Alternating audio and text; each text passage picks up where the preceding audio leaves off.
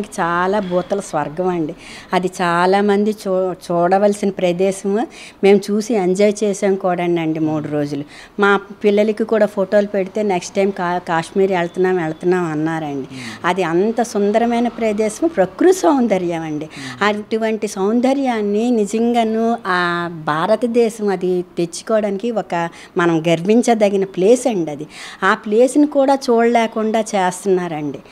అది దేని వలన అన్నది మరి ఉగ్రవాదుల వలన ఎవరో తెలియదు కానండి, స్వేచ్ఛగా వెళ్ళలేకపోతున్నామండి. కాశ్మీర్ అన్న స్వేచ్ఛగా వెళ్ళి ఆ ప్లేస్లన్నీ చూస్తే మాత్రం చాలా ఇదండి, ప్రపంచానికే మంచి ఇదండి. ఆ టెర్రరిస్టుల వలన మనం చూడలేకపోతున్నామండి.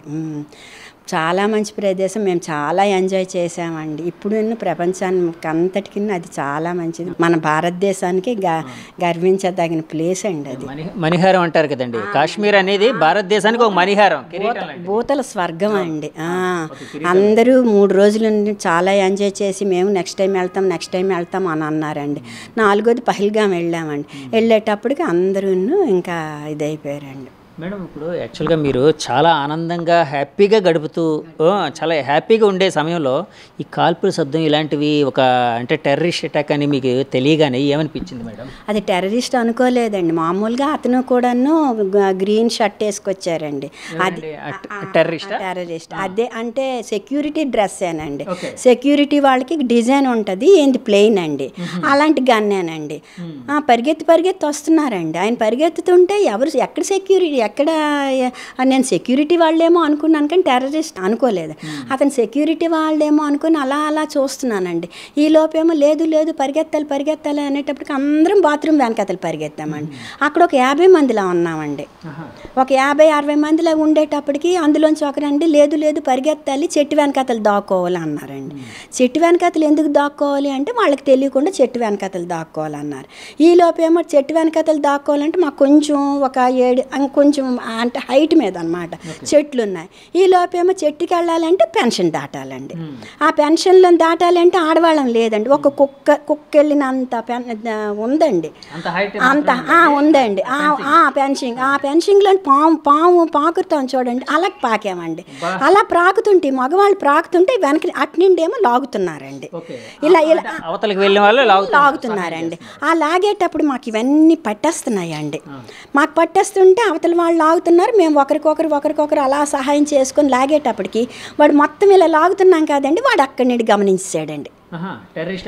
ఎవరైతే పరిగెట్టుకొని వచ్చాడో గమనించాడండి. పరిగెత్తి రాలేదండి, అతను టెర్రరిస్ట్ అని ముందు అనుకోలేదు నేను. అట్నుండి మేము ఇటు నుండి అతి కష్టం మీద వెళుతుంటే అతను ఏంటంటే మరి నేను అనుకోవడం ఏంటంటే తీగ దాటి వచ్చారేమో, తిన్నగా వచ్చి అక్కడ నిలబడిపోయారండి. మీ ఎదురుగా అండి? ఎదరంగానండి, ఎదరంగా నిలబడిపోయారండి. నిలబడిపోయేటప్పటికి పరిగెత్తామండి. పరిగెత్తేటప్పటికి ఫస్ట్ మౌళి గారు, ఆ తర్వాత మావారు, ఆ తర్వాత నేను శశిధర్ వాళ్ళ ఆవిడ, మేము కొంచెం దూరం వెళ్ళామండి. ఫస్ట్ ఎక్కడైతే చెట్టు ఉందో ఆ చెట్టు దగ్గర మౌళి గారు ఉండిపోయారు. పరిగెట్టలేక అలసిపోయి అంటే అది అనుకోవచ్చు, లేదంటే ఫస్ట్ ఏ చెట్టు అయితే అది దాని దగ్గరే ఉండిపోతారు కదా, ఆధారం ఎక్కడ దొరికిందో అక్కడ ఉండిపోయారు. ఆయన దొరికిపోయారు. మావారేమో పక్కనేమో ఏం చేశారంటే అమ్మ కూర్చుంటే ఏంటని మావారే పరిగెత్తారండి. పరిగెత్తేటప్పటికి మౌళి గారు వెనకనే వాడు వచ్చాడండి. అంటే కాదండి, మౌలి గారు చెట్టు చాటుకి పరిగెట్టి అంటే దాక్కోవడం కుదరలేదండి? దాక్కున్నారు కానీ ఆయన చూశాడు. ఆ టెర్రరిస్ట్ అన్నవాడు చూశాడండి. ఆయన వెనకనే వస్తున్నాడండి. వాడు వెనకనే వస్తున్నాడు. ఇప్పుడు చెట్టు కింద దాక్కోవడం అంటే టెర్రరిస్టులు కనపడకుండా దాక్కోవాలండి. ఆయన ఏంటంటే చూస్తూ దాక్కున్నారండి. చూస్తూ దాక్కుండేసరికి ఈయన ఎడం వైపు చెట్టుకి వెళ్ళారు, ఆడు కుడి వైపు చెట్టుకి వెళ్ళిపోయాడు. చెట్టు ఎలా ఉంది, ఈయన ఇలా తిరిగారు, ఆడు అలా తిరిగారు, వచ్చేసాడండి. మేము ఒక 6 అడుగులు కొంచెం ఎత్తుగా మేము 6 అడుగుల దూరంలో మేము ఉన్నామండి. అప్పటికి మీరు చెట్ల చాట్లో దాగున్నారండి? మేము లేవండి, ఆడవాళ్ళని కాల్చడనేసి మేము మగవాళ్ళే. అప్పటికి ఆడవాళ్ళని కాల్చట్లేదని మీకు అంటే తెలియదు కదా, అంటే ప్రాణభయంతో పరిగెడుతున్నారు అంటే మరి మేము ఇంకేం చేయలేమండి. అంతకన్నా మేము ఇంకా మాకు ఇవన్నీ నొప్పులు, దానివల్ల ఇంక ఏదైతే అదే అని చెప్పేసి అలా నిలబడిపోయామండి. నిలబడిపోయి అలా చూస్తున్నాము. చూసేటప్పటికి ఆయన ఏంటంటే మౌళి గారి దగ్గర నిల్చున్నాడు. ఏంటి బయట అన్నాడండి. బయట అంటే కూర్చున్నాడండి. నేనేంటంటే రక్షిస్తాడు గంసని అలా చూస్తున్నానండి. అతను టెర్రరిస్ట్ అనుకోలేదు నేను, సెక్యూరిటీ ఏమో అలా చూస్తున్నానండి. చూసేసి ఇతను నేను పర్వాలేదు, నేను దగ్గరికి ఉండి తెస్తారేమో అనుకుని చూసేటప్పటికి ఇచ్చేసారు. ఆయన కాల్చడం మీరు చూసారు కదండి. ఇక్కడ ఇలా చేశారండి, ఇక్కడ ఇలా పెట్టేశాడు. అంటే కాదండి, దగ్గర పెట్టి కాల్చారండి. దగ్గర పెట్టానండి. ఆయన కూర్చున్నారు, ఆయన కరెక్ట్గా ఆయన లెవెల్ ఈ లెవెల్కేమో సెట్ చేసుకున్నాడండి. ఏమనిపించిందండి మీకు? నాకు ఇంకా అంటే తప్పుగా అనుకోద్దండి, అంటే మిమ్మల్ని అదేలేండి. ఇంకా ఏం లేదండి. ఆయన ఏమో ఆయన అది కాల్చడం, ఇది ఇలా అనడం, ఇలా కూలిపోవడం అయిపోయిందండి. మౌళి గారు అంటున్నానండి నేను. మౌళి గారు అంటుంటేమో ఇంకా మౌళి గారు అని అప్పుడు నేనేమనుకున్నానంటే శాంతి వెళ్ళిపోవాలి. మా దగ్గరికి వచ్చాడు అనుకోండి, ఇంకో మిగిలిన ఇద్దరు దొరికిపోతారండి.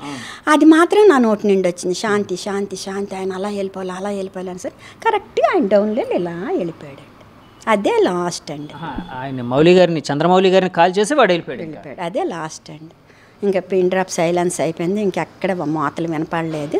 అప్పుడు మావారు చంటి చెట్ల పక్క నుండి వచ్చారండి. అంటే కాదండి, అప్పుడు వచ్చారు, తర్వాత మీరు మళ్ళీ పరిగెట్టుకొని అక్కడికి వెళ్ళారు. నేను అప్పుడేమో ఏమైందంటే మౌళి గారి దగ్గరికి వెళ్ళిపోతాను, ఎందుకంటే నాకు తెలుసు కదండి మౌళి గారు ఇది అయిపోయి వద్దు అంటున్నారండి వీళ్ళు. లేదు నాకు ఎంత ఇది అనిపించిందంటే, మనం అందరం కలిసి వచ్చాం, మన తాలూకా ఇది, ఆయన దగ్గరికి వెళ్ళట్లేదు, అంత మానవత్వం లేకుండా ఎలా మనం ఇదవుతాం?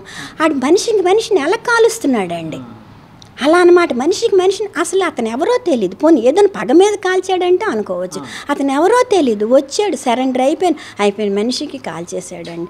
మనం దగ్గరికి వెళ్ళలేని పరిస్థితి అండి. చాలా అసలు మానవత్వం లేదా? ఇంతలానా ఇలా మనం ఆయన వదిలేసి పరిగెత్తవలసిన ఇంత మానవత్వం కూడా మనకి లేని పరిస్థితి. అంటే వాడు వస్తాడేమో భయం అండి, మళ్ళీ ఎక్కడ ఉంటాడో తెలియదు, ఎలా ఉంటాడు భయం అండి ఎటు.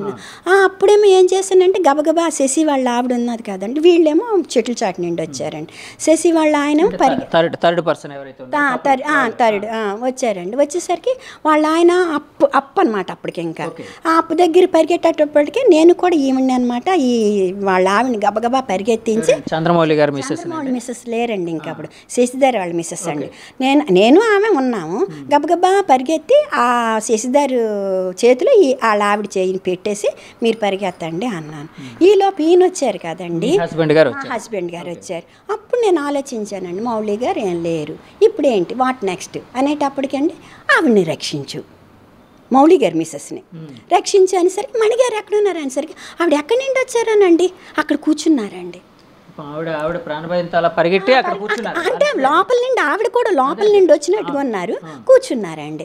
కూర్చుండేటప్పటికి ఈయన అంటున్నారంటే మణిగారిని శశి అంటున్నారు. ఆమె కాదు కదా, అందుకని ఆమె ఏం చేస్తున్నారంటే పలకట్లేదు. నేనేమో పైకెత్తి ఏమండి అంటున్నాను. అప్పుడు మణిగారు అక్కడ ఉన్నారు. ఆవిడ నన్ను చూశారు. ఆవిడ నన్ను చూసి అప్పుడు ఏమన్నారంటే మణిగారు వచ్చేయండి అని అన్న. అప్పుడు ఈయన నన్ను చూశారు. అప్పుడు ఈయన చేయి నేను, నా చేయి మణిగారు పెట్టుకుని పైకి ఎక్కామండి. ముందు పైకి ఎక్కామండి. పై తర్వాత కిందకి దిగాలండి. దిగిన దాంట్లో ఇద్దరివి చూసిపోయాయండి. నేను అక్కడ ఆ చూసే వదిలేశానండి. ఆమె కూడా చూసి వదిలేశారండి. డౌన్కి వెళ్ళాలి. డౌన్కి వెళ్తే బురద తప్పిపోతున్నామండి. చిన్న ముక్కలండి, రాళ్ళండి. కానీ ప్రాణభయం అవేమీ మాకు తెలియలేదండి. అది అయిపోయిన తర్వాత ఒకసారి ఆమె పడిపోయారండి, ఒకసారి నేను పడిపోయానండి. పడిపోయిన తర్వాత ఒక్క టైంలోనండి పైకి వెళ్ళి డౌన్కి రావాలండి. ఇంకా శశి నేను మరి ఇచ్చేయలేనని ఆవిడ జారుడు బాల జారేశారండి. చంద్రమౌళి గారు అలా జారుకుంటూ వెళ్ళిపోయారు. అప్పుడు అంటున్నారండి శశి ఈయన లేరు ఈయన ఎక్కడున్నారు అని అంటే, ఈలోపేమో మంచు కరిగి వరద వస్తుంది కదండి, ఆ వరద ఏమో మధ్యలో ఉందండి. వరద వస్తుందండి, అది మొత్తం ఇదేంటిదంటే మంచు కరిగి ఒక సెలయేరు లాగా వస్తుందండి. అది ఒక్కొక్క దగ్గర ఉధృతంగా ఉందండి, ఒక్కొక్క దగ్గర తేలిగ్గా ఉందండి.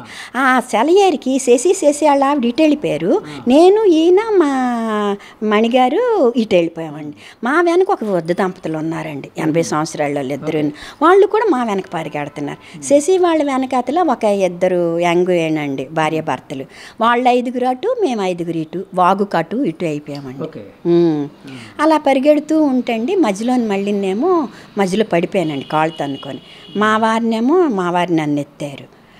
ఎత్తిన తర్వాత మళ్ళీ ఒకరు పడిపోతున్నాం, కానీ పడిపోతుంటే శక్తి ఉండట్లేదండి, ఎందుకంటే అమాంతం ఎత్తాలండి ముగ్గురు ఉన్న.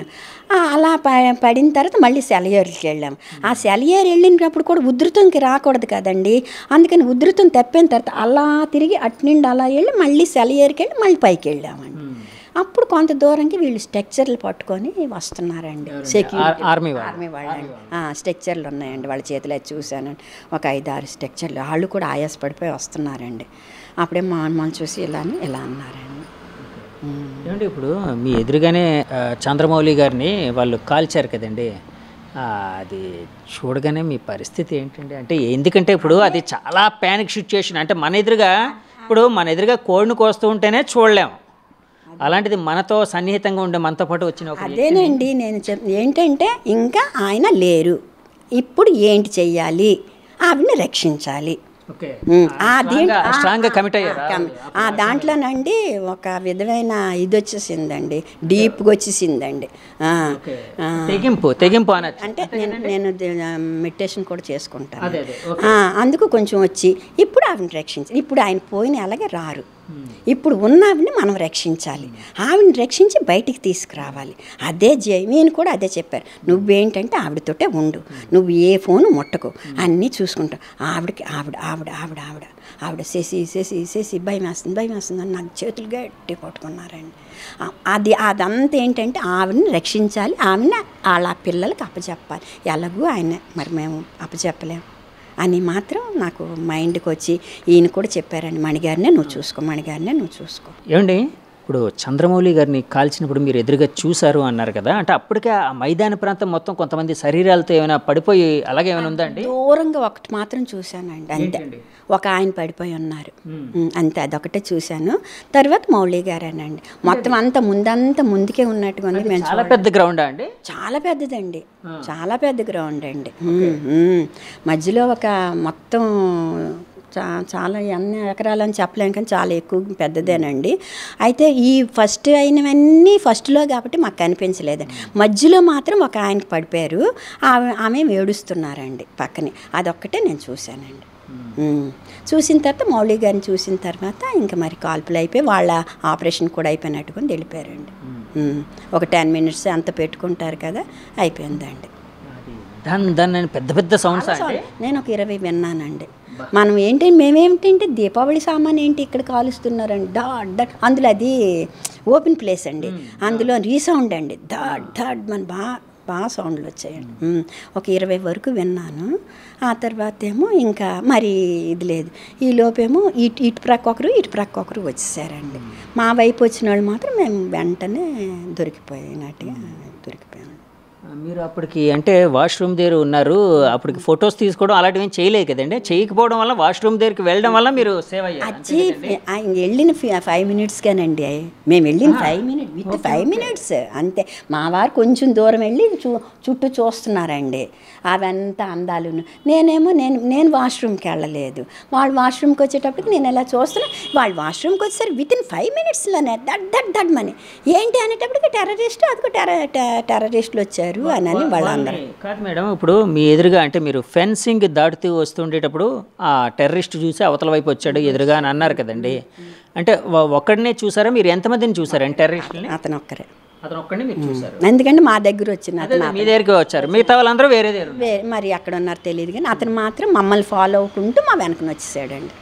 మేడం ఇప్పుడు చంద్రమౌళి గారు ఇలాగా లేరు అని అంటే ఆయన మరణాన్ని మీరు చూశారు, ఒకవైపు ఆయన భార్యకి ఆ విషయం తెలియకూడదు, ఆ సిచ్యుయేషన్ మానసిక పరిస్థితి అంటే ఆవిడ కూడా తన భర్త కోసం అంటే ఆవిడ చాలా ప్యానిక్గా వెతుకుతూ ఉండుంటారు కదండి ఆ సమయంలో. ఆమె అడిగారండి మౌళి గారు, ఆమె ధైర్యంగా ఉన్నారు. నేనే కొంచెం ఇది ఆ మౌళి గారు మాత్రం ఎటు నిండైనా తప్పించుకొని వచ్చేస్తారు, ఎలాగో వచ్చేస్తారు అనుకున్నాం, ఎందుకంటే చల్లా చెదిరి అయిపోయాం కదండి అనుకున్న తర్వాత అప్పుడు నేను అన్నాను, మౌళి గారు కొద్దిసేపు పోయిన తర్వాత అంటుంటే, మౌళి గారు అక్కడ చెట్టు దగ్గర కూర్చున్నారు, కాకపోతే కొంచెం స్పృహ తప్పినట్టుగా ఉన్నారు, అందుకని వీళ్ళందరూ వెళ్ళి తెస్తారు మణిగారు అని చెప్పాను. మీరు చెప్పారండి, అంటే మీకు తెలిసినా కూడా చెప్పకూడదు.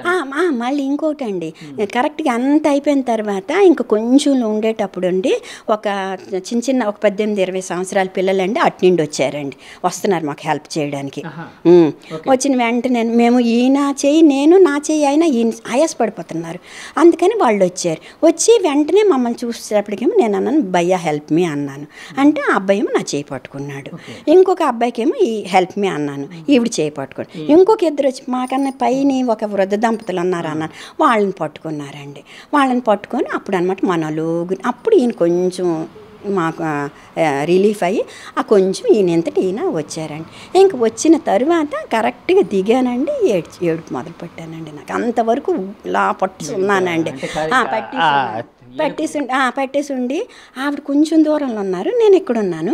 ఏడుపు పట్టేసి పట్టుకొని మౌళి గారు మేడ మీద ఉండిపోయారండి, ఇది అయిపోయారంటే నన్ను ఒకసారి ఊరుకో. ఎవరండి? మీ హస్బెండ్ గారు. అంటే ఆవిడకి వినిపిస్తుందేమో, ఆయన భార్యకి తెలియకూడదు, ప్యానిక్ అయిపోతారని సరే ఇంకా కామ్ అయిపోయానండి. ఆవిడ పాపం మౌళి గారు అని ఆవిడ ఏడ్చారు, నేను ఏడ్చేటప్పటికి తర్వాత మాత్రం ఏం చెప్పాను, నేను చూశానండి, ఇలాగ అయిపోయింది. కానీ కన్ఫామ్ మాకు తెలియదు కదండి, అందుకు మరి అలాగా నేను ఈయన శశి గారు అనుకుని ఏంటన్నది అలా ఊరుకున్నామండి, అంతే. అండి ఇప్పుడు యాక్చువల్గా అక్కడ పిల్లలు వచ్చారు, యంగ్ బాయ్స్ వచ్చి హెల్ప్ చేశారన్నారు కదా, వాళ్ళు అక్కడ కాశ్మీరీ పిల్లలా అండి? వాళ్ళు వద్దనుకుంటానండి, ఏంటది డ్రైవర్లు అనుకుంటాను, డ్రైవర్లు కానీ లేదంటే ఈ గుర్రం బగ్గి పిల్లలు, మరి మొత్తం కాశ్మీర్ పిల్లలేనండి. మీరు అక్కడికి వెళ్ళడం కూడా గుర్రం బగ్గి మీద వెళ్ళారు కదండి, గుర్రాల మీద వెళ్ళామండి. కష్టమైన ప్రదేశమేనండి, వద్దని సగం త్రాకొచ్చి ఆగిపోయాం కూడా అనండి, ఆగిపోయామండి. మళ్ళీ ఎందుకండి, అంటే ఎలాగైనా ఇంత దూరం వచ్చాను చూద్దామని. మేము ఇద్దరం ఉండిపోతాము అంటే మరి నలుగురు అటు ఇద్దరు ఇటు అయిపోతారు, వద్దు రండి, అందులోనేమో ఫోన్ ఒకటి లేదు, మళ్ళీ అందరం తప్పిపోతాము, అందరం కలిసి వెళ్ళాము, అందరం కలిసి వచ్చేద్దామని మౌళి గారు అనడంతో మళ్ళీ వెళ్ళాం. మేడం ఇప్పుడు అంటే తర్వాత చంద్రమౌళి గారు ఇంకా లేరు అనే విషయం ఆయన మిస్సెస్కి, ఆయన భార్యకి తెలియగానే, అంటే ఇందాక ఫోన్లో ఆవిడ చూసుకున్నారు వాట్సాప్లో అని తెలిసింది, ఇందాక మీ హస్బెండ్ గారు చెప్పారు, ఆ విధంగా తెలిసింది ఆవిడకని. అంటే ఆవిడ పరిస్థితి ఎలా ఉందండి అప్పటికి? అసలు ఆవిడ చాలా కామ్ అండి, ఏం మాట్లాడరండి, చాలా కామ్ అండి ఆవిడ, ఏం మాట్లాడకపోయేటప్పటికి మాకు ఏంటంటే ఇంత అల్లర్లని మాకు తెలియదు, ఎందుకంటే కాశ్మీరు పిన్ డ్రాప్ సైలెన్స్ అయిపోయింది, అక్కడ విషయాలు ఏమీ తెలియట్లేదు. అదే శ్రీనగర్ నుండి జమ్మూ వచ్చాం, అక్కడ కూడా పూర్తిగా వాట్సాప్ మొత్తం అన్నీ క్లోజ్ అయిపోయి బంద్ అయిపోయి కాము కూర్చున్నామండి. కూర్చొని ఏంటది జమ్మూ నుండి ఢిల్లీ వచ్చామండి. ఢిల్లీ వచ్చి పక్కనే నేను కూర్చున్నానండి, ఎందుకో నేను ఇలా తిరిగానండి. ఆవిడ కూడా ఏంటో ఊసిపాకేమో ఇలా పెట్టుకొని ఇలాగా వాట్సాప్ ఓపెన్ చేశారండి. అంటే అప్పటికే ఆవిడకి ధైర్యం ఉంది, అంటే ఆవిడకైతే ధైర్యం ఉంది చంద్రమౌళి గారు వస్తారు అని. అంటే వీళ్ళు చెప్పారు కదండి, చిన్న హెడ్ ఇంజరీ అయ్యింది, వచ్చేస్తారు, ఐసీలో ఉన్నారు, మనం అదని నేను ఆతర్ చెప్పాను, ఏంటి శశి అలా ఉందంటే, కొంచెం మనము ఇక్కడ మనకి భాష తెలియదు, మనం లోపలికి వెళ్ళనివ్వట్లేదు, వెళ్ళిన వాళ్ళు రానివ్వట్లేదు, మణి గారు మనం వెళ్ళిపోదాము, మన ఊరు మనక బోల్డ్ మంది మనకి డాక్టర్స్ మన ఊరికి వెళ్తే, కాకపోతే ఒక నెల 2 నెలలు పడుతుంది అంటే 2 నెలలు కాకపోతే 6 నెలలు పెట్టిన పర్వాలేదండి, చిన్న ఐసీలో ఉంది, చిన్న ఇదంట, అందుకు మనం తీసుకెళ్ళిపోదాం, వెళ్ళిపోయిన తర్వాత మనం అక్కడ ట్రీట్మెంట్ చేసుకుందామనే చెప్పామండి. ఆవిడ కూడా అదే నమ్మారండి. చెప్తుంటే అందుకే మేము ఫోన్లు ఎత్తలేదు. వాళ్ళు ఫోన్ చేస్తుంటే వాళ్ళ పాపతో అంటుంది, అమ్మ నాకు ఏం చెప్పట్లేదమ్మా, ఏంటి నాకు తెలియట్లేదమ్మా అని ఆవిడ అంటుంటే, అప్పుడేమో ఆంటీ ఎవరున్నారు పక్కనే అంటే శశి ఆంటీ ఉన్నారని ఆవిడ చెప్పారండి. నాకు ఇస్తే ఆంటీ మమ్మీకి తెలీదా అని వాళ్ళ పెద్ద పాప అందండి. లేదమ్మా తెలీదు అని అన్నానండి. అప్పటికి మీరు వీళ్ళకి కన్వే చేశారు ఇన్ఫర్మేషన్, అంతే కదండి? అదే వీళ్ళు అంటే మీతో వాళ్ళ పాప ఏమో వాళ్ళ అమ్మగారితో మాట్లాడుతున్నారు. సో ఆవిడకి తెలుసు, ఆ పాపకి తెలుసు తండ్రి లేరు. తెలుసో మరి తెలియదు కానీ ఆంటీ తెలుసా అమ్మకి మమ్మీకి చెప్పారా అని అడిగా. లేదమ్మా చెప్పలేదు అనేసి ఇంక నేను ఎక్కువ మాట్లాడలేదండి, వెంటనే ఇచ్చేసానండి. మేడం ఇప్పుడు యాక్చువల్గా అంటే స్త్రీలు చాలా బ్రాడర్గా ఆలోచిస్తారని చెప్తూ ఉంటారండి. ఎందుకంటే కుటుంబాన్ని కుటుంబం అంటే దేశంతో సమానం. సో కుటుంబాన్ని మేనేజ్ చేసే వాళ్ళు దేశాన్ని కూడా మేనేజ్ చేయగలుగుతారని చెప్తూ ఉంటారు. సో బ్రాడర్గా ఆలోచిస్తుంటారు, వాళ్ళ ఆలోచనలు కూడా చాలా గొప్పగా ఉంటాయని చెప్తూ ఉంటారు చాలామంది. సో మీరు నిజంగా అలాంటి అంటే మీకు తెలిసి ఎప్పుడు అలాంటి సంఘటనలు ఎప్పుడు వినలేదు కదండి? వార్తల్లోనే ఉన్నామండి. మేమే ఒక వార్త అవుతామని మాత్రం మేము ఎప్పుడూ అనుకోలేదండి. వార్తల్లో అక్కడ ఉన్నారు, ఎక్కడున్నారు ఉగ్రవాదులు అనుకున్నారు, కానీ మేము వార్త అవుతాం అనుకోలేదండి అసలు. ఇప్పుడైనా ఇదే చెప్తున్నామండి, ఏంటంటే మనము స్వేచ్ఛగా మా వారు చెప్పినట్టుగా స్వేచ్ఛగా మన దేశాన్ని మనం స్వేచ్ఛగా చూసుకోకపోతే ఇంకెందుకండి? అమెరికా వెళ్తాం ఓహో అంటాం, ఆస్ట్రేలియా వెళ్తాం ఓహో అంటాం, ఇది వెళ్తాం ఓహో అంటాం. మన దేశంలో బోల్డ్ వింత ఇవన్నీ ఉన్నాయండి. అన్నీ మనం చూసుకోవాలండి. ఆ చూసుకోవడానికి టెర్రరిస్టులు అంటే యావత్ ప్రపంచం మన దేశం రావాలండి. ఆ టెర్రరిస్టులని రూపుమాపితే మన దేశం బాగుంటుందని నేను అనుకుంటాను. అదండి, ఇప్పటికీ అది చేస్తున్నారండి మోదీ గారు, కానీ మరి ఇంకా చెయ్యాలేమో మరి నాకైతే మాత్రం అంత ఐడియా ఇది లేదండి. మేడం మీరు అంటే చంద్రమౌళి గారిని ఎదురుగా కూర్చోమండం అదంతా చూశారు కదా, అంటే ప్రత్యక్ష సాక్షి మీరు, అంటే మీ వాళ్ళు పరిగెడుతూ అంటే కొంచెం ముందున్నా మీరు చూశారు కదా, అంటే వాళ్ళు చంద్రమౌళి గారు ఆధార్ కార్డు తీసుకోవడం అలాంటివి ఏమైనా జరిగాయండి? అలాంటివి ఏమైనా చూసారండి? అసలు ఏమీ లేదండి, ఏం లేదండి. అసలు నిలబడ్డారండి, బయట కూర్చుండిపోయాడండి. కూర్చున్న వెంటనే అసలు ఇంకొక వర్డ్ మాట్లాడలేదండి. ఇతనికి కూడా అవ్వలేదు. అప్పుడే వాళ్ళకి టైం అయిపోతుందో ఏమిటో తెలియదండి. టక్కుమని అన్నారండి, నిమిషం ఒక్క సెకండ్ అండి ఇలాగ అన్నారు, ఇలాగ వచ్చేసారండి. ఈ మాట కానీ ఉల్లుకు కానీ ఏమీ చేయలేదండి. అదే లాస్ట్. అయిన తర్వాత మాత్రం శాంతి అనుకుంటే మాత్రం ఆయన వెళ్ళిపోయారండి. మరి ఎవరెవరి దగ్గర ఏమేమి అన్నారో తెలియదు, కానీ అంత టైం లేదండి. ఎందుకంటే అతను పిట్టలాగా కుందేలాగా దొరికిపోయారండి. ఇంకా ఎవరి ప్రాణాలను వాళ్ళు రక్షించుకోవాలని భయంతో పరిగెడతాం, అతను దొరికిపోయారు. ఇంకొక మాట లేదండి, ఇంకా మాట లేదు. కూర్చున్నారు, ఇచ్చేసారు, వెళ్ళిపోయాడు అంతే. వెళ్ళిపోయేటప్పుడు అదే ఇంకొక శశిధర్ తాలూకా ఫోను పడిపోయిందండి. ముందు మావారండి, మావారి తర్వాత నేనండి, నా తర్వాత శశిధర్ వాళ్ళ ఆవిడండి, ఆ తర్వాత శశిధర్ అండి, ఆ తర్వాత మౌళి గారి తర్వాత వాళ్ళ ఆవిడండి. ఈ శశిధర్ ఫోన్ పడిపోవడం శశిధర్ వాళ్ళ ఆవిడ అది మౌళి గారి ఫోన్ అనుకొని మౌళి గారికి ఇచ్చిందంటండి. అందుకు మౌళి గారి దగ్గర ఇప్పుడు 2 ఫోన్లు ఉన్నాయండి. అప్పుడు తర్వాత శశిధర్ చూసుకొని నా ఫోన్ లేదు అని అన్నారు. ఈవిడ అంటుంది, అయితే ఇది మీ ఫోనా, నేను మౌళి గారికి ఇచ్చానండి. మౌళి గారు ఇలా వంగుంటాం కదా, పడిపోయిందండి. అయితే అది నేను మౌళి గారికి ఇచ్చాను, అది మీ ఫోన్ అనుకోలేదు అనేసాను. అందుకు ఇప్పుడు మౌళి గారు 2 ఫోన్లు అని చెప్పారు కదండి, జేబులో 2 ఫోన్లు ఉన్నాయి, ఉంగరం పంపిస్తానని వాళ్ళు ఇచ్చేస్తాను. అది అందులో ఒకటి శశిధర్ గారి ఫోన్. మేడం అంటే యాక్చువల్గా ఇలాంటి సంఘటనలు జరిగిన తర్వాత, కానీ మీ ఎదురుగా జరిగిన తర్వాత ఏంటండి మీ అంటే మానసికంగా, అంటే మీరు మెడిటేషన్ ఇలాంటివి చేస్తారు కాబట్టి చాలా స్ట్రాంగ్గా ఉన్నారన్నారు. ఆ ట్రామా అంటారు, అంటే ఒక రకమైన అది నేను 2 రోజుల వరకు ఆ ట్రాన్స్మిషన్ ఏంటంటారు అంటారు చూడండి, ఒకలాంటిది అయిపోయిందండి. ఇంకా మరి నాకు ఇంకేమీ లేదండి. అంటే ఏడుస్తున్నాను, కానీ ఒకలాంటి దీంట్లోకి వెళ్ళిపోయి మొత్తిస్తారు చూడండి, అలా మత్తులో ఉండి ఆవిడని రక్షించాలి, ఇంటికి వెళ్ళిపోవాలి అని. ఇక ఇప్పుడు నిన్నటి నుండి కొంచెం ఇచ్చేసి ఒళ్ళంతా నొప్పులు, సూదులతో పొడిచినట్టుగా ఇదంతా. ఆవిడని మాత్రం సేవ్ చేయాలని అలాగని పట్టుకొనే ఉన్నానండి. రాత్రి అంతా ఆవిడ గదిలో పడుకోబెట్టుకొని ఒళ్ళో చేతులు చల్లగా అయిపోతుండేవండి ఆవిడవి.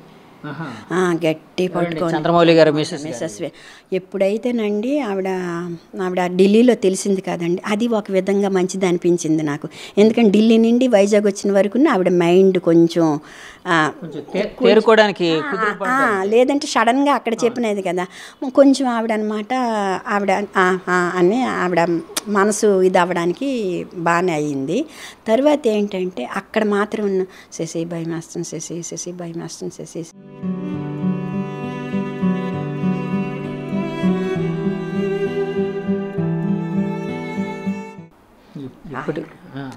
అమ్మ ఏంటంటే వాట్సాప్ చూసారండి. వాట్సాప్ చూసేసరికి వరుస అలా వచ్చేస్తున్నాయండి. వచ్చేసరికి శశి ఇదేటిది విశాఖ ఏంటది విశాఖవాసి దుర్మరణం, ఇదేటిది నేను చచ్చిపోతాను లోపయింట్ అయిపోయారండి. ఆవిడ పెయింట్ పెయింట్ అయిపోయారు అయిపోయారు. పెయింట్ అయిపోయారు. వెంటనే కొంచెం నీళ్ళేమో కొట్టానండి. నీళ్ళు కొట్టిన తర్వాత కూర్చున్నారు. కూర్చున్న తర్వాత పడుకోపెట్టమన్నారండి.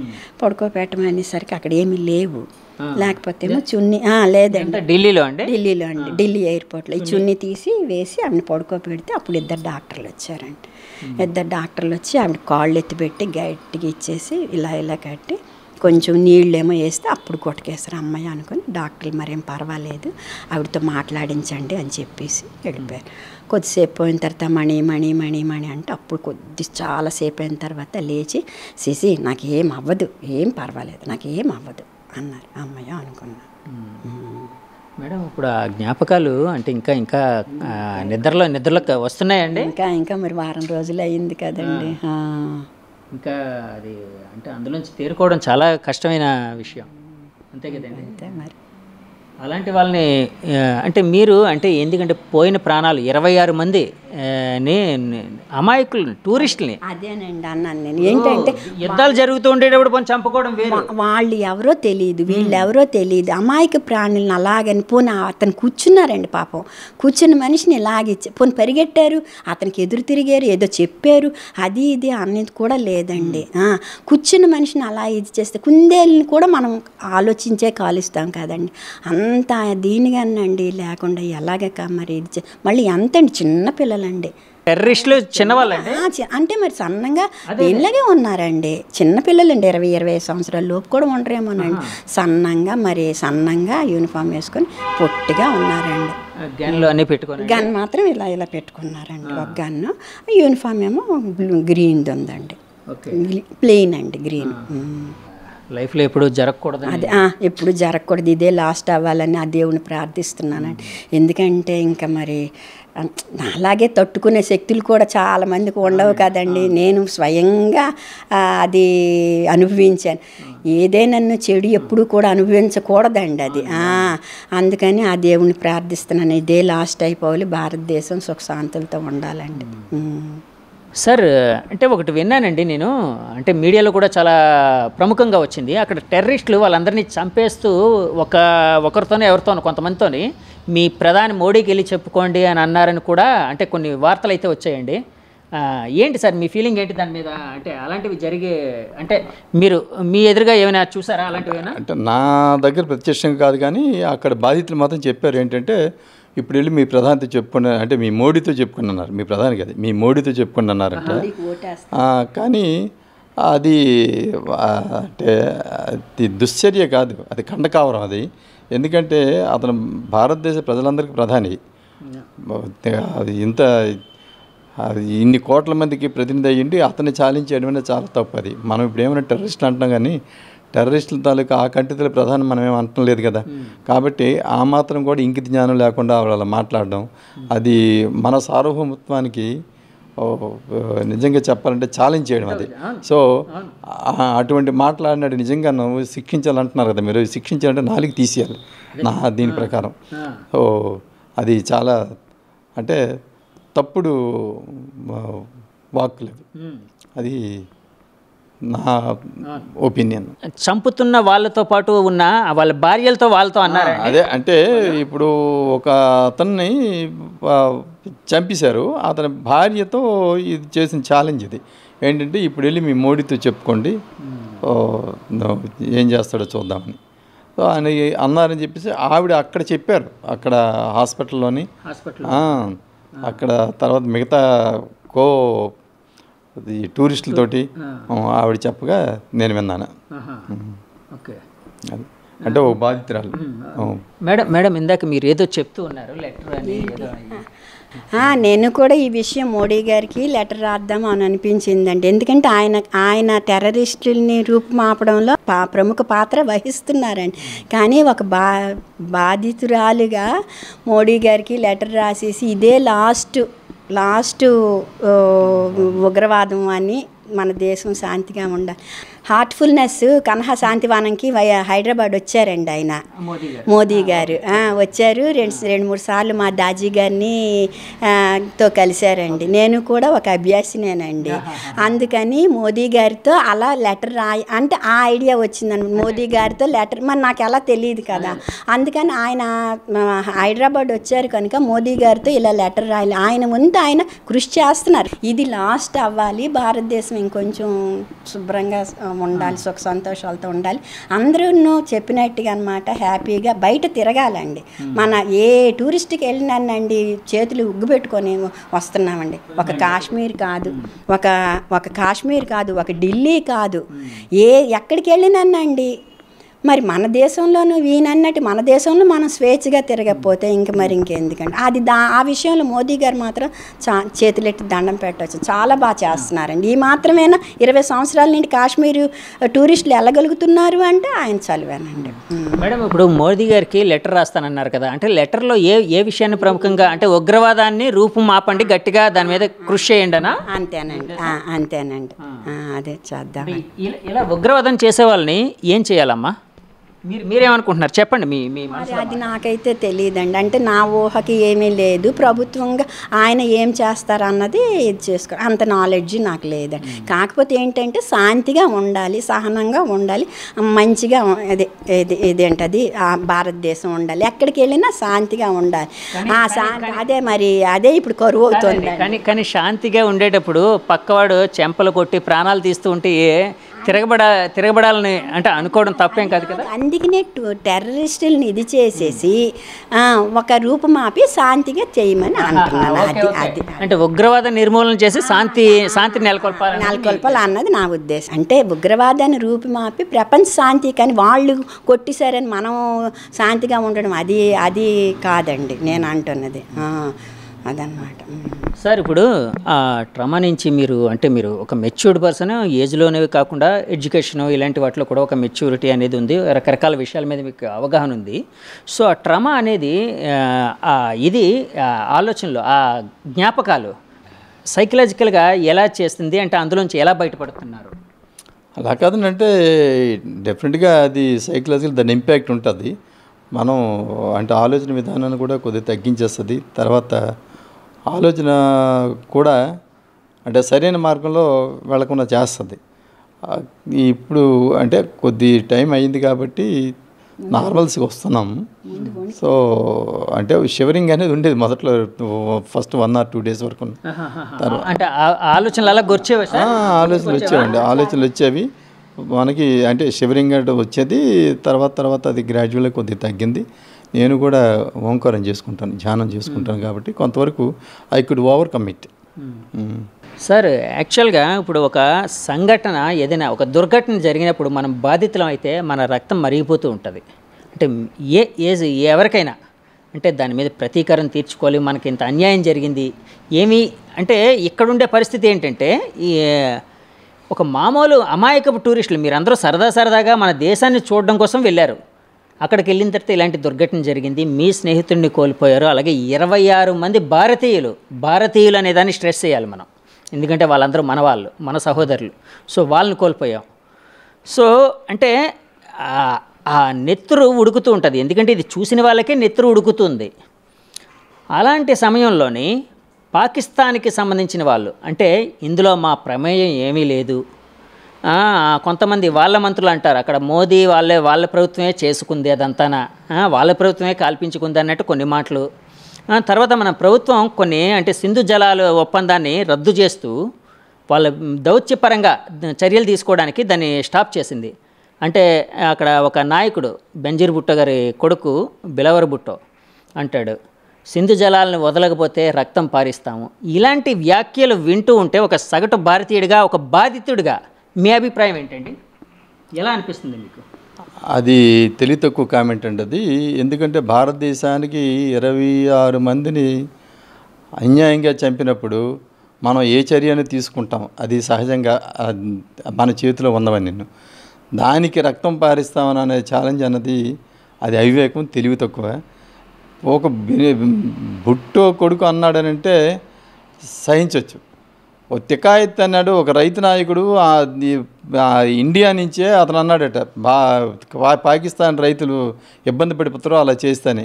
అలాంటి దౌర్భాగ్యమైన దేశంలో ఉన్నాం మనం ఎందుకంటే అతను బుట్ట అనకూడదు, కానీ ఆయన క్షమించేస్తాం. ఎందుకంటే ఆడ దేశం కాబట్టి దేశం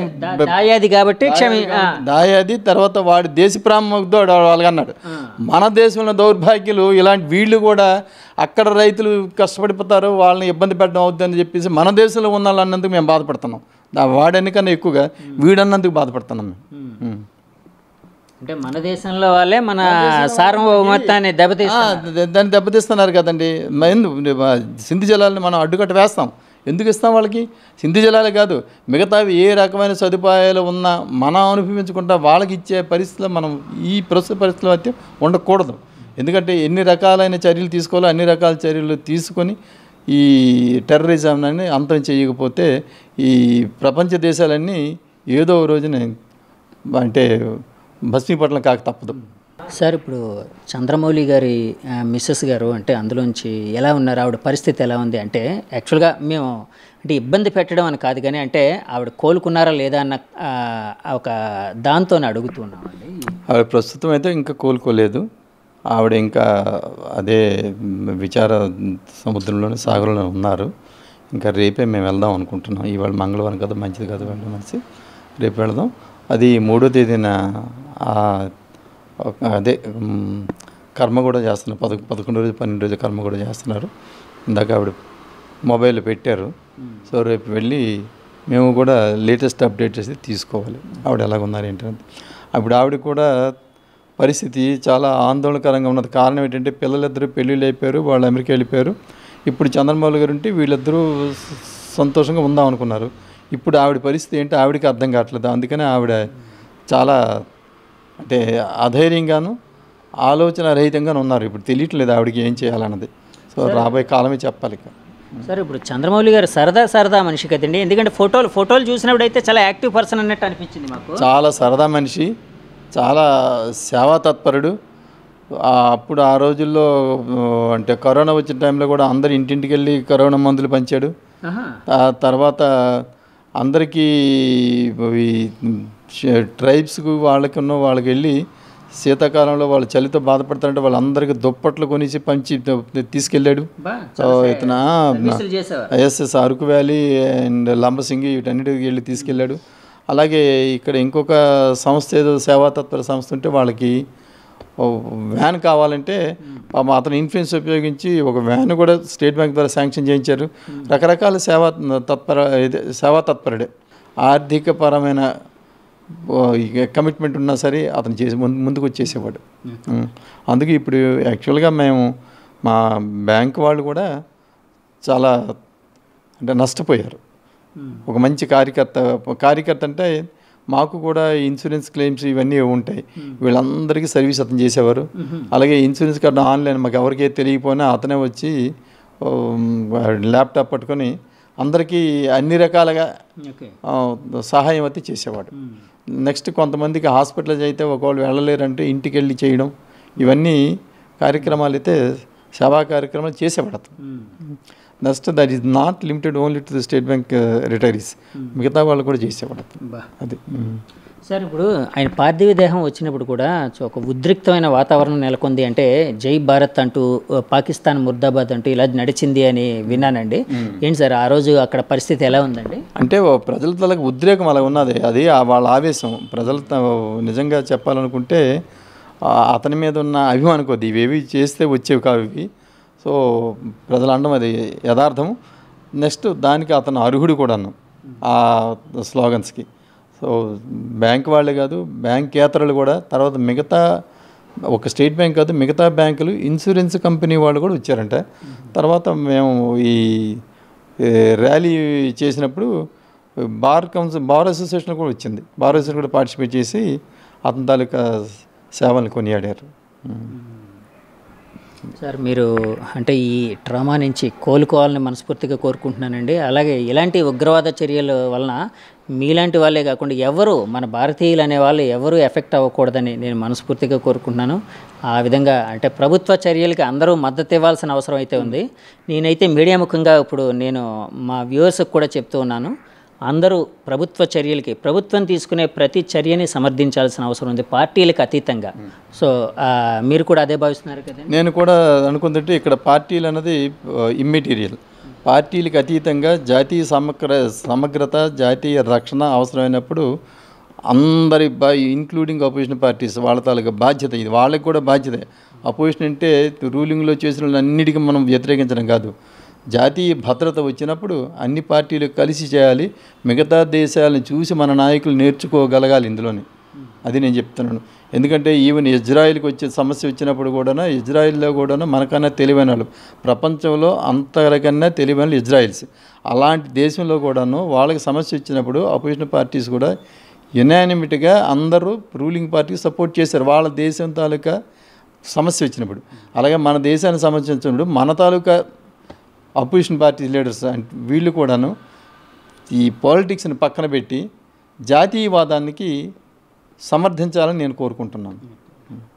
సార్ అది జరగాలి. మన భారతదేశం శాంతి సౌభ్రాతృత్వాలతో ఉండాలి, మనం సుసంపన్నంగా ఉండాలని మనస్ఫూర్తిగా కోరుకుంటున్నాను సార్. Thank you sir. అంటే మిమ్మల్ని ఇబ్బంది పెట్టాలని కాదు, కానీ మీ ద్వారా అక్కడ జరిగిన సంఘటనలు ఏంటో మా ప్రేక్షకులకి తెలియజెప్పాలని చెప్పి ఇంటర్వ్యూ అయితే చేశానండి. థ్యాంక్ యూ వెరీ మచ్ అండి మీ సమయం కోసం. న్యూస్ చూసారు కదండి, పహల్గామ్ దుర్ఘటనలో ప్రాణాలతో బయటపడ్డ అదృష్టవంతులు కొంతమంది ఉన్నారు. సో వాళ్ళు తమ అనుభవాల్ని చెప్పారు. ఇప్పుడు అప్పన్న గారి దంపతులు ఎవరైతే ఉన్నారో, అప్పన్న దంపతులు గారు, సో వాళ్ళు మనతో అనేక విషయాలు పంచుకున్నారు. వాళ్ళు అక్కడ కళ్ళకు కట్టినట్టు చెప్పారు. అంటే ఎదురుగా వాళ్ళు అంటే ఎలాంటి దయ జాలి లేకుండా అక్కడ ఉండే వాళ్ళని చంపేశారని చెప్పి ఇలాంటివి అంటే వాళ్ళు చెప్తూ ఇలాంటి సంఘటనలు ఇంకెప్పుడు జరగకూడదు, భారతదేశం అంతా బాగుండాలి, మన దేశంలో మనం ఎక్కడికైనా వెళ్ళే స్వాతంత్రం ప్రతి ఒక్కరికి ఉండాలి, అది కాశ్మీర్ అయినా కన్యాకుమారి అయినా ఎక్కడికైనా వెళ్ళగలగాలి, ఎలాంటి భయం లేకుండా వెళ్ళి మన దేశాన్ని సందర్శించే శక్తి మనకు ఉండాలని చెప్పి కూడా వాళ్ళు చెప్పారండి. ఇలాంటి ఉగ్రవాద చర్యలు ఏ ఉన్నా కూడా ఎలాంటి దయా జాలి లేకుండా మన ప్రభుత్వం వాళ్ళ మీద చర్యలు తీసుకునే విధంగా కూడా జరిగిన రోజే మనందరం బాగుంటామండి. సో ఇలాంటి సంఘటనలు ఇంకెప్పుడు జరగకూడదని కోరుకుంటూ, అంటే నా జీవితంలో ఇంకెప్పుడు ఇలాంటి అంటే సంఘటనలకు సంబంధించి ఎలాంటి ఉగ్రవాద చర్యలకు సంబంధించి నేను ఎప్పుడు ఎలాంటి ఒక రిపోర్టింగ్ కూడా చేయకూడదు, అలాంటి రోజు నా జీవితంలో రాకూడదు, అంటే ఇలాంటి ఉగ్రవాద సంఘటనలు ఇంకెప్పుడు జరగకూడదని మనస్ఫూర్తిగా కోరుకుంటున్నానండి. భారతీయులందరూ జై హింద్ అంటూ కులమతాలకు అతీతంగా మన దేశం వెంట ఉందాం, మన దేశాన్ని ముందుకు తీసుకుని వెళ్దామండి. Thank you very much. Signing off me Jagadish.